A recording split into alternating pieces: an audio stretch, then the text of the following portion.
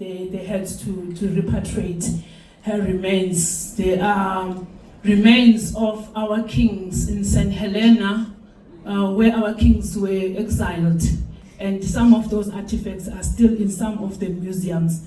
So we can name all of these colleagues. Here we just mentioned a few and some of the organizations that have successfully been doing these restitutions, like the Benin Artifacts campaign, that have been working with the people in the diaspora to actually bring back the remains. We also see that even in Ghana, the king is getting some of the gold and so on.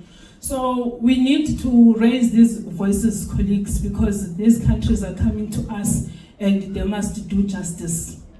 We urge the G20, I'm here on the recommendations, we urge the G20 states to domesticate and implement the UNESCO 1970 Convention on Illicit Trafficking of Cultural Property, establish binding frameworks for repatriation of artifacts, remains, and sacred objects in consultation with source communities, empower communities through funding, training, and decision-making roles in heritage preservation, invest in digital archives, 3D scans, and blockchain for provenance tracking and accessible online heritage repositories.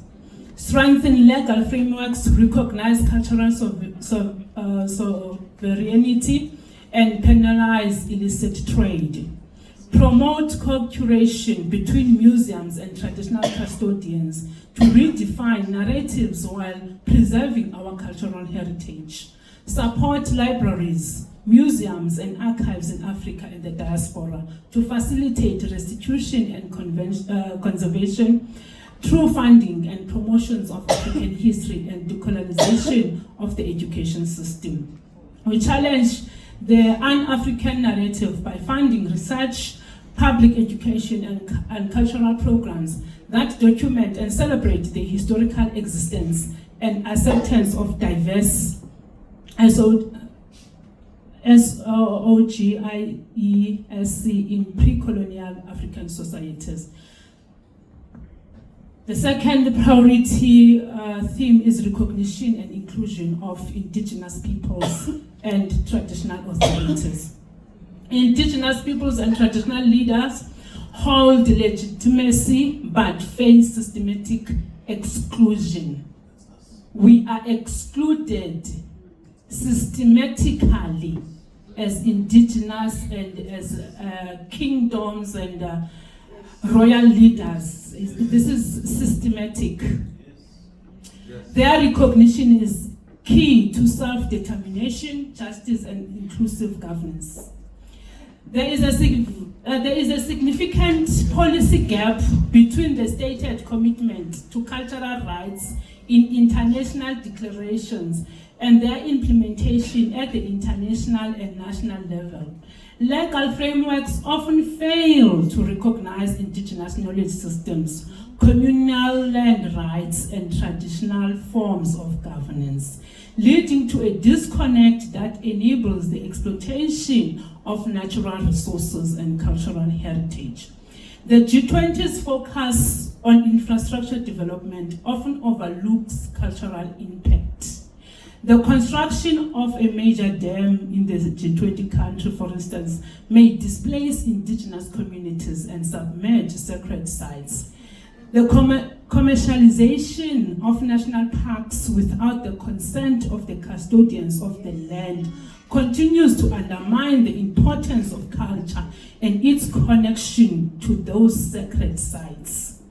We promote mandatory cultural impact assessment for all G20 funded projects to mitigate such damage and ensure the protection of cultural heritage, land, and its resources, leading to fair beneficiation.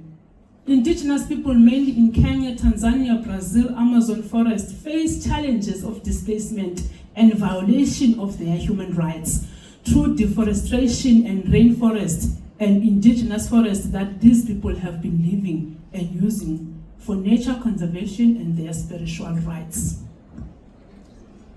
Colleagues, I must say that we are privileged that as African country, we are hosting the G20.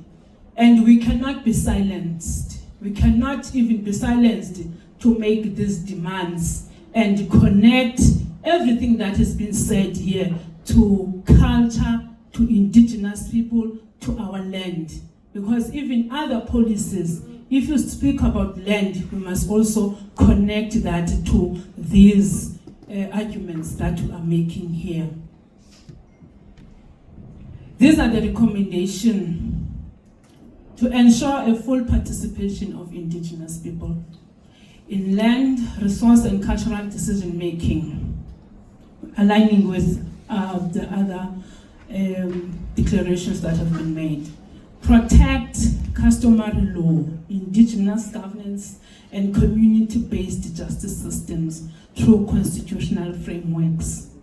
Institutionalize inclusive platforms for intercultural governance.